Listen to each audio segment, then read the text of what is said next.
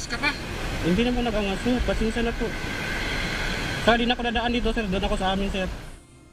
Makikita sa viral video ang galit na lalaki at may hawak pang mataas na kalibre ng baril habang pinapagalitan ang isang rider. Nagreklamo ang lalaki dahil sa pagharurot umano ng rider malapit o sa harap ng kanilang bahay. Batay sa post ng uploader, binatukan siya at pinakitaan ng baril. Nangyari umano ang insidente noong June 23. Hinarang umano siya ng nakaputing t-shirt na may baril kahit wala siyang kasalanan. Paniwala niya na damay lang siya sa isang rider na nag-counterflow at panay bomba o nag-revolution sa kanyang motorsiklo. Bunsod ng nangyari, natakot na siyang lumabas.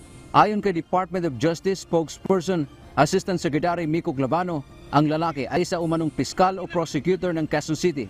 Dahil sa insidente, pinagpaliwanag na nila ito at naisumite na sa DOJ ang kanyang show cause at magbibigay ng rekomendasyon ang DOJ sa pangunguna ng Prosecutor General kung ano ang magiging aksyon na gagawin.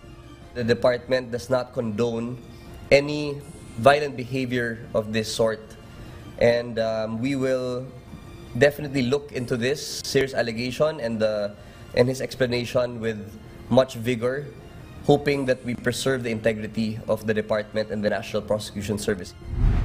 Binigyang diin ng DOJ, hindi pinapayagan ang ganitong asal, lalo na sa isang nagsusulong ng katarungan o hustisya sa bansa.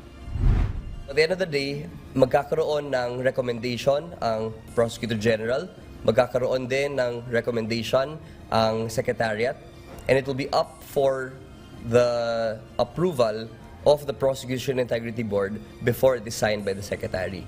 Dagdag pa ng DOJ, naghain din ng reklamo ang piskal, subalit wala silang detalye kung ano ang laman nito. Dante Amento, UNTV, News and Rescue. Diyos ang aming sandigan, serbisyo publiko ang aming pinahahalagahan.